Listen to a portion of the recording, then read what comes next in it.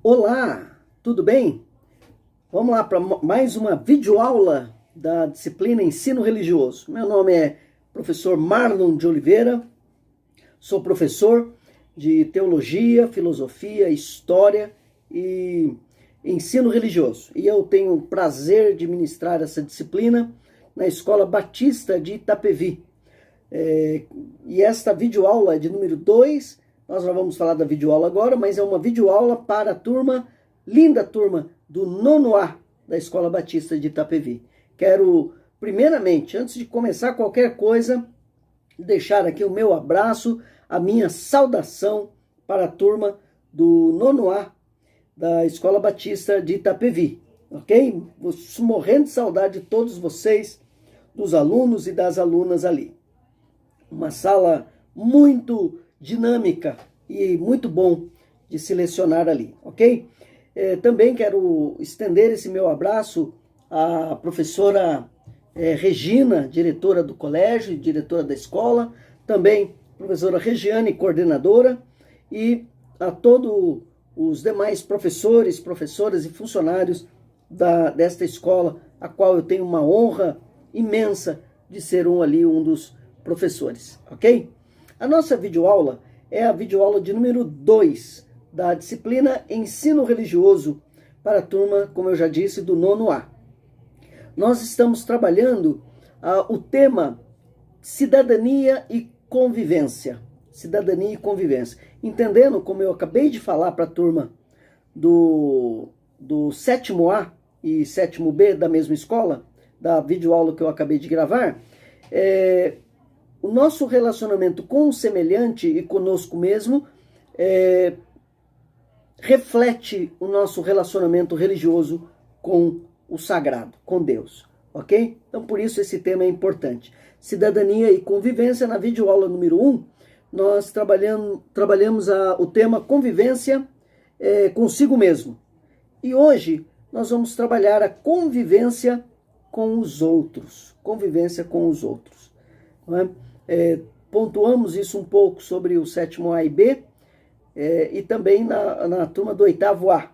E hoje no nono A também vamos trabalhar esse tema da convivência com o outro, tá certo?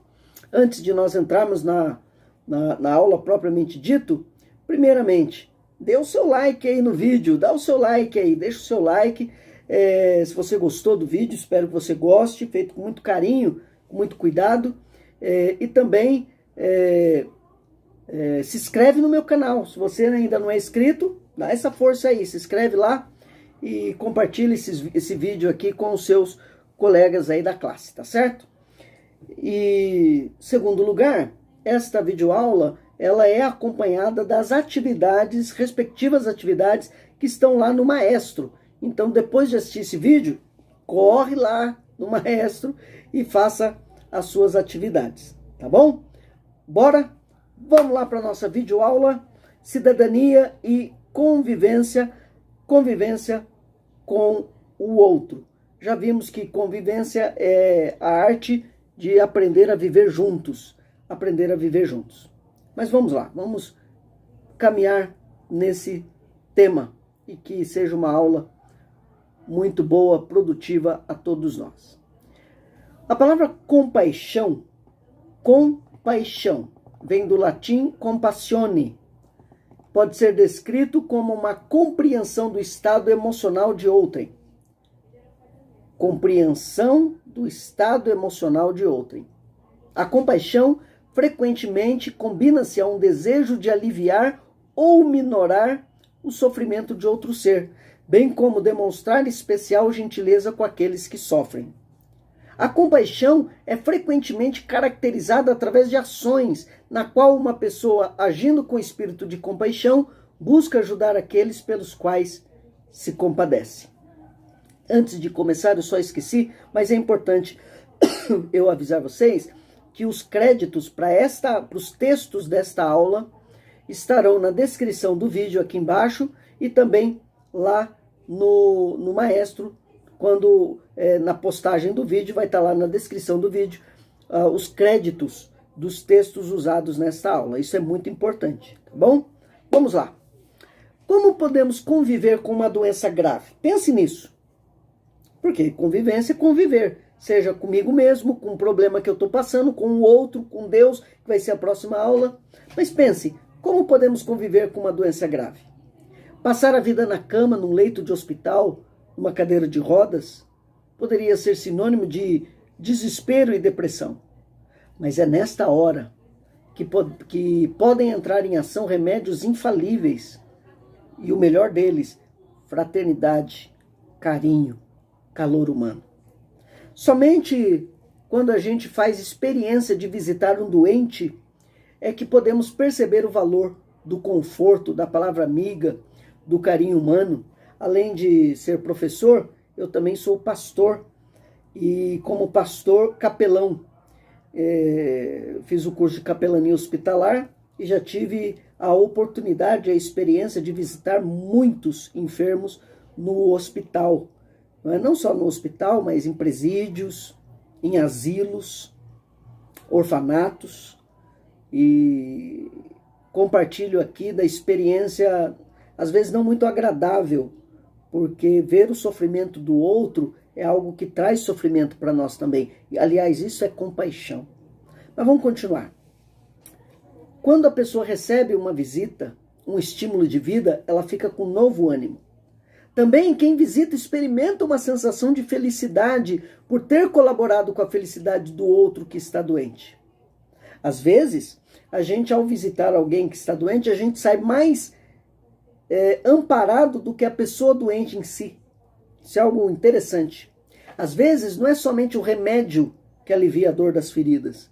Existe também aquele espaço no coração da pessoa humana que sente falta de ser preenchido. A gente vê que a dor das pessoas muitas vezes está associada ao cansaço de sempre ver e fazer as mesmas coisas. Algumas pessoas doentes não conseguem mais se locomover. Aí é que a gente vê a expressão de alegria dos olhos delas quando chegamos. Sempre aguardam com ansiedade o nosso retorno e isto se torna imensamente gratificante para nós que fazemos esse trabalho. Na verdade, você estar perto de pessoas que sofrem faz com que você veja a vida de outras maneiras. Em todo o país existem grupos e pessoas que fazem um trabalho voluntário junto aos doentes. Há, por exemplo, o grupo da Pastoral da Saúde, há também o grupo da Capelania Hospitalar, do Hospital das Clínicas. Enfim, há muitas instituições que fazem um trabalho social de compaixão com os doentes. Inclusive, eu, antes de ser ordenado ao ministério, antes de eu me tornar pastor e professor, claro, eu participei de um grupo de capelania de um hospital. Eu participei de um ano e pouquinho. Eu participei desse grupo de voluntários dentro da capelania de um hospital público. Era um trabalho sem vínculo religioso, obviamente, mas era um trabalho de compaixão, de apoio. Então ali nós ajudávamos, por exemplo, idosos a se alimentar, a dar uma palavra de conforto, a estar junto, né? E fazer qualquer outra atividade que não viesse a interferir no tratamento. Não é? Nós não fazíamos nenhum trabalho, por exemplo, de enfermagem, obviamente que não, mas um trabalho de capelania, de voluntariado, fazendo com que o sofrimento do outro fosse abrandado. E eu quero fazer esse convite a você que é jovem, você que está me assistindo, você pode procurar aí o Hospital de Itapevi e outros órgãos e se voluntariar para ajudar. Eu acho que isso seria muito bom. Seria muito bom se a gente convencesse os jovens a participarem desse trabalho de voluntariado e de ter compaixão, de aprender a exercer compaixão com aquele que sofre. É gratificante além de trabalhar fora de casa, ainda dedicar uma parte do nosso tempo para prestar um serviço na comunidade. É uma doação que requer somente boa vontade. Nós temos vários casos de jovens doentes porque sofreram acidentes ou por outro motivo, e a gente tem a impressão de que para o jovem a doença é mais deprimente. Sem dúvida. Especialmente nesses casos, a visita de um outro jovem seria muito confortante. Fica aí a dica, né? Fica aí a dica. Em muitos casos, além da nossa presença e da nossa palavra, a gente leva, às vezes, um remédio. Aqui seria mais uns casos das pessoas que estão em casa, não é? E remédio, não que de receitar remédio, não, isso é um trabalho dos médicos e específico, né? Mas a ideia de você ajudar na doação, não é? De remédios, é nesse sentido. Muitas pessoas têm dificuldades enormes para comprá-los, né? Mas em todos esses casos seguimos restritamente a orientação dos profissionais. Pela eficiência e pelo custo, cada vez mais temos usado medicações a partir de plantas, os produtos naturais produzidos por entidades especializadas. Aqui são depoimentos, por exemplo, da agente da Pastoral da Saúde, Olivia Maria Hellman. E ela continua dizendo, os produtos naturais produzidos por entidades especializadas são cada vez mais variados. Temos pomadas para massagens, tinturas, xaropes, sabão, shampoos, suplementação alimentar e por aí vai. Isso tem ajudado muita gente que necessita de tratamento. Existe um grande consumo destas medicações nas comunidades e ajuda a amenizar a dor de muitas pessoas. Essa medicação é fornecida a preço de custo porque nós não visamos lucro e o nosso serviço é voluntário.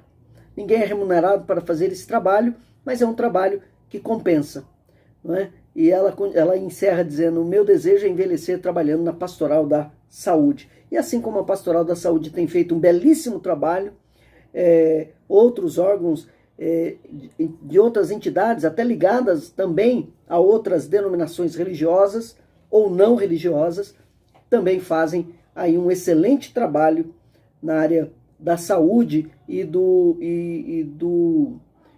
assistencialismo social, né? Aí para enfermos e enfermas. Na atividade, no Maestro, você vai ter aí duas questões que vão fazer você refletir sobre esta primeira parte da aula. Vamos caminhar para a segunda parte? Olha só que história. Nós estamos falando sobre a convivência com os outros. Então falamos sobre compaixão. Agora, olha a ideia de julgamento. Como às vezes nós julgamos facilmente as pessoas, mas nós não gostamos de ser julgados. Olha só essa história. Daniel, pai de 3 filhos adolescentes, participava sempre dos jogos do colégio de seus filhos. Para a Olimpíada, discutia os pormenores de todas as competições. Numa quase decisão final de campeonato, presente a um jogo de basquete do colégio, onde seus filhos estavam. Deixa eu só diminuir aqui só um pouquinho, ok? Deixa eu só arrumar aqui. Então, onde seus filhos estavam, torceu muito durante os vários jogos de decisão parcial. No último jogo, já começou a não gostar do juiz escolhido.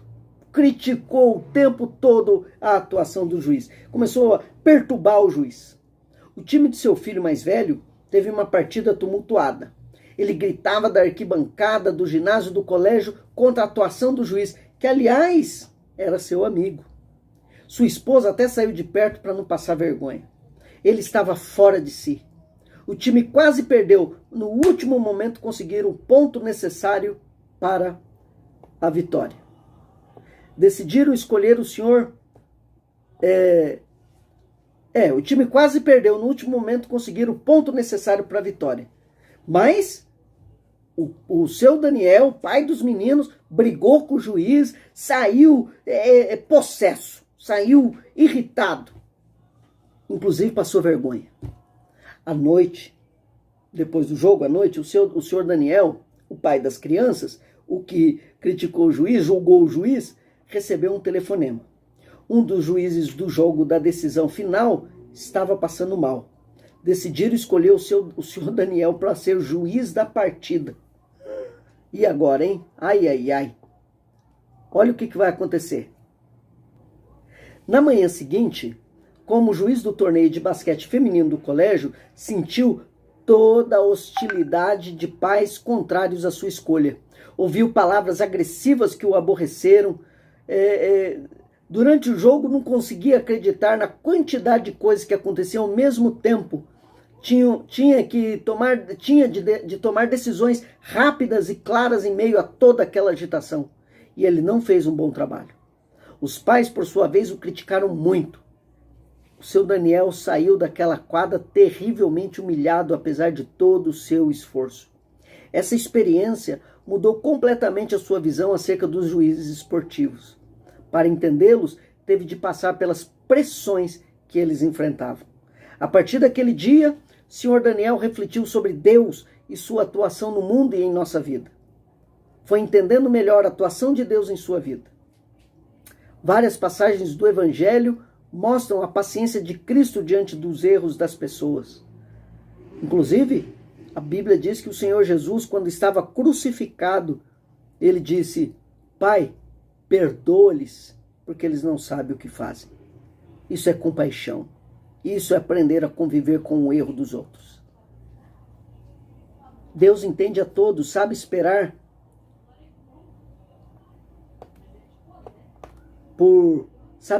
por confiar numa mudança na cabeça do ser humano, e Deus sabe agir na vida do ser humano,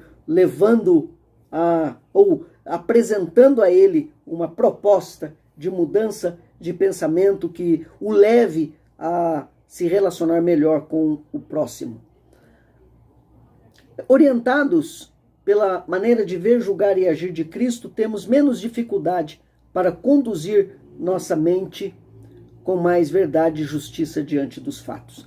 Essa história, meus alunos e minhas alunas abençoados, nos faz refletir sobre a vida. A gente só aprende o que o outro está passando quando nós nos colocamos no lugar do outro. Isso é simpatia. A palavra simpatia significa eu enxergar o que o outro está enxergando, é eu me colocar na posição dele. Isso é a base da compaixão. A base da compaixão é eu me colocar no sofrimento do outro.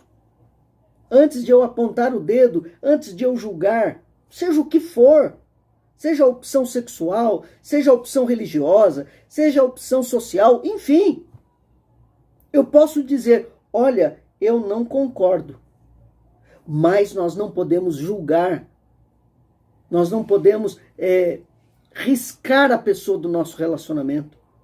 Nós podemos até dizer, olha, à luz da Bíblia Sagrada, a Bíblia propõe outras questões, a Bíblia propõe outras atitudes, a Bíblia propõe uma proposta, ela apresenta uma proposta diferente.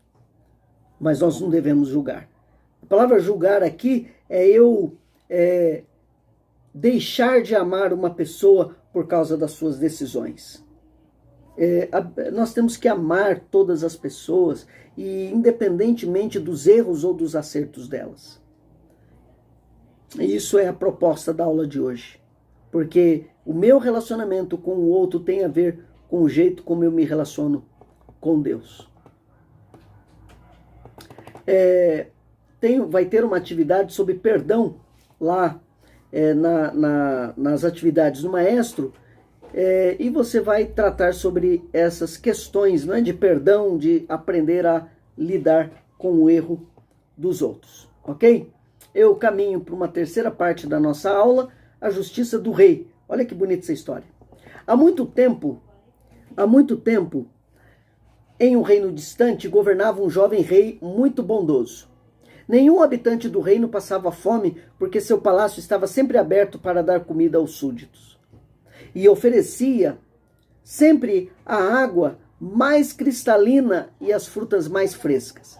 Certa vez, um mensageiro do rei anunciou que no dia seguinte haveria uma comemoração de aniversário para sua majestade e que ao final de um esplêndido banquete todos receberiam um presente. O rei só pedia em troca que os convidados trouxessem um pote de barro. Um pote de barro com água. que deveria ser deixado na entrada do palácio. O povo concordou que o desejo do rei era fácil de cumprir, que era muito justo corresponder à sua generosidade. E se ele ainda lhes daria um presente, tanto melhor. No dia seguinte apareceu um palácio e uma multidão levando potes cheios de água. Cada um era de um tamanho, alguns grandes, outros pequenos. Houve ainda aqueles que, confiando na bondade do rei, chegaram de mãos vazias. O rei recebeu a todos carinhosamente. O banquete foi maravilhoso, ainda melhor do que nos outros dias. Não houve quem não saciasse o apetite e apreciasse o sabor da comida acabada. Apreciasse o sabor da comida. Acabada a sobremesa, todos se olharam na expectativa de receber os presentes. Até que no final da refeição, o rei despediu-se. Os convidados ficaram sem fala porque esperavam ansiosamente o presente. E já que o rei se ia, não haveria presente nenhum. Alguns faziam comentários maldosos. Outros perdoavam o esquecimento do rei porque sabia que ele era justo. Muitos ficaram felizes e orgulhosos de não terem levado nem um potinho de barro com água para aquele rei que não cumpria promessas. Um a um, todos saíram e foram pegar seus recipientes de volta. Que surpresa tiveram! Suas vasilhas estavam cheias de moedas de ouro. Que alegria sentiram os que haviam levado grandes baldes cheios d'água, e que arrependimento e vergonha sentiram os que levaram recipientes pequenos, e aqueles que chegaram de mãos vazias não sabiam onde enfiar a cara. Esse é um texto adaptado de fábula de Lee Carreiras, Cadernos de Valores Humanos. Depois você vai ter lá o link para esse texto na íntegra. Esse texto é fantástico esse texto, não é? A justiça do rei. Todos iriam receber presentes e ele pediu que eles trouxessem um vaso de barro. Uns trouxeram vasos enormes como fruto da sua gentileza ao rei, de gratidão ao rei. Outros trouxeram potes pequenos e outros nem levaram. E eles receberam a recompensa proporcionalmente. Eles receberam a riqueza, o presente, proporcionalmente à gentileza e à generosidade para com o pedido do rei. A vida é assim. A vida nos devolve tudo aquilo que a gente faz de gentileza ao próximo. Gentileza gera gentileza. Isso é uma máxima incontestável na vida. Ok? Nós vamos caminhando aí para o final da nossa aula e você vai ter lá as atividades relacionadas a essa terceira parte e eu quero só ler aqui com vocês, meditar com vocês, um texto de William Shakespeare. William Shakespeare é um poeta, autor de teatro do século XVI e final do século XVI, e ele escreveu esse poema. Olha que bonito esse poema. A graça do perdão. A graça do perdão não é forçada, desce dos céus como uma chuva fina, sobre o solo, abençoado duplamente, abençoa a quem dá e a quem recebe. É mais forte que a força, ela guarnece. O monarca melhor que uma coroa, o cetro mostra a força temporal. Atributo de orgulho e majestade, onde assenta o temor devido aos reis. Mas o perdão supera essa impotência. É atributo que pertence a Deus, é o terreno poder, e o terreno poder se faz divino quando a piedade curva-se à justiça. Lindo, né? Também ofereço a vocês umas atividades também com relação a esse poema lá do maestro. E eu quero, em quarto lugar e por último nessa aula, ler com vocês uma das palavras de Jesus Cristo no Sermão da Montanha, registrado no Evangelho de Mateus, capítulo 5. Evangelho de Mateus, capítulo 5, a partir do versículo 38. Olha o que Jesus diz. Ouvistes que foi dito, olho por olho, dente por dente. Aí Jesus corrige e diz, eu porém vos digo, não resistais ao perverso, mas a qualquer que te ferir na face direita, volta-lhe também a outra. E ao que quer demandar contigo e tirar-te a túnica, deixa-lhe também a capa. Se alguém te obrigar a andar 1 milha, vai com ele 2. Dá a quem te pede, não volte as costas ao que deseja que lhe emprestes. Ouvistes que foi dito, amarás o teu próximo e odiarás o teu inimigo. Eu, porém, vos digo, amai vossos inimigos e orai pelos que vos perseguem, para que vos tornei filhos do vosso Pai Celeste, porque ele faz nascer o seu sol sobre maus e bons e vir chuvas sobre justos e injustos. Porque se amardes os que vos amam, que recompensa tendes? Não fazem os publicanos também o mesmo? E se saudardes somente os vossos irmãos, que fazeis demais? Não fazem os gentios também o mesmo? Portanto, sede vós perfeitos, como perfeito é o vosso Pai Celeste. 2 textos de intenso desafio para nós. Um texto falando para nós não cedermos à vingança e um texto que nos convida ao amor incondicional ao próximo. Aqui na minha casa eu tenho falado muito sobre esse amor incondicional e eu quero encerrar essa aula com essa proposta. A convivência com o outro, ela é pautada num amor incondicional. Ok? Chegamos ao final da nossa aula de número 2 da turma do 9º A de ensino religioso. Corre lá para o maestro, tem lá atividades relacionadas a esta aula. Ok? Deus abençoe a sua vida. Não esqueça de deixar o seu like, ok? Inscreva no nosso canal, tá bom? E fique em casa, não é? Curta esse distanciamento social, essa quarentena muito difícil realmente, mas não esqueça de usar a sua máscara. Eu estou sem a minha, porque eu estou aqui no meu escritório, aqui guardado, né? Muito bem seguro, mas se eu for lá comprar o pãozinho ali na padaria, eu vou com a minha máscara. Você também não deixa de usar a sua máscara. Tenha consciência social coletiva, tá certo? Faça a sua parte. E a minha oração é que Deus de fato abençoe a sua vida e a sua família nesse momento. E logo, se Deus quiser, estaremos juntos aí em sala de aula, tá bom? Deus abençoe. Na sexta-feira que vem, eu posto a aula de número 3. Nós vamos trabalhar na aula de número 3 a convivência com Deus, tá bom? Até lá, que Deus abençoe a sua vida. Tchau, tchau, pessoal.